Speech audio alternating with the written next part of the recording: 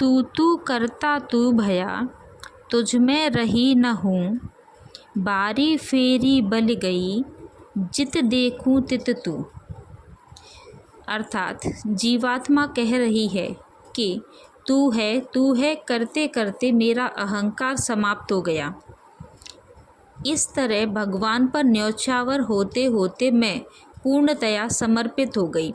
अब तो जिधर भी देखती हूँ उधर तू ही दिखाई देता है।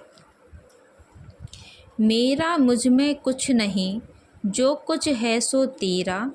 तेरा तुझको सौंपता, क्या लागे है मेरा। अर्थात मेरे पास अपना कुछ भी नहीं है। मेरा बस, मेरा धन संपत्ति, मेरा शरीर और मानसिक स्थिति सब कुछ तुम्हारी ही है। जब मेरा कुछ भी नहीं है तो उसके प्रति ममता कैसी। तेरी दी हुई वस्तुओं को तुझे समर्पित करते हुए मेरी क्या हानि है, इसमें मेरा क्या लगता है। मन के हारे हार है, मन के जीते जीत। कहे कबीर हर पाइए, मन ही है परतीत। अर्थात मन के हारने से ही हार होती है, मन के जीतने से ही जीत होती है। अतः मनुष्य को अपना मनोबल सदैव ऊंचा रखना चाहिए। मन के गहन विश्वास से ही परमात्मा की प्राप्ति होती है। साँच बराबर तप नहीं, झूठ बराबर पाप। जाके हृदय साँच है, ताके हृदय आप। अर्थात सच्चाई के बराबर कोई भी तपस्या नहीं है, झूठ के बराबर कोई भी पाप कर्म नहीं है। जिसके हृदय में सच्चाई है उसी के हृदय में भगवान निवास करते हैं।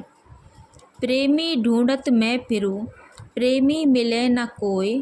प्रेमी को प्रेमी मिले, सब विष अमृत होए। अर्थात परमात्मा के प्रेमी को मैं खोजता घूम रहा हूँ, परंतु कोई भी प्रेमी नहीं मिलता है। यदि ईश्वर प्रेमी को दूसरा ईश्वर प्रेमी मिल जाता है तो विषय वासना रूपी विष अमृत में परिणत हो जाता है।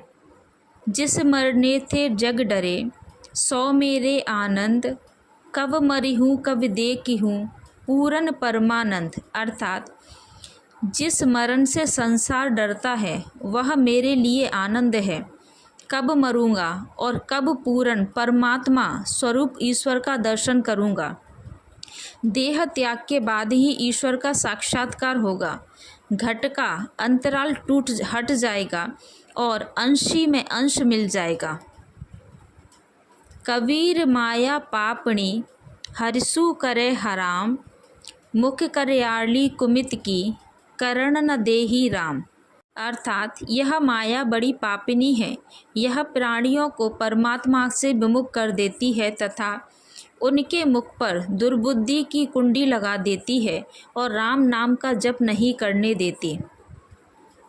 बेटा जाए क्या हुआ, कहाँ बजावे थाल।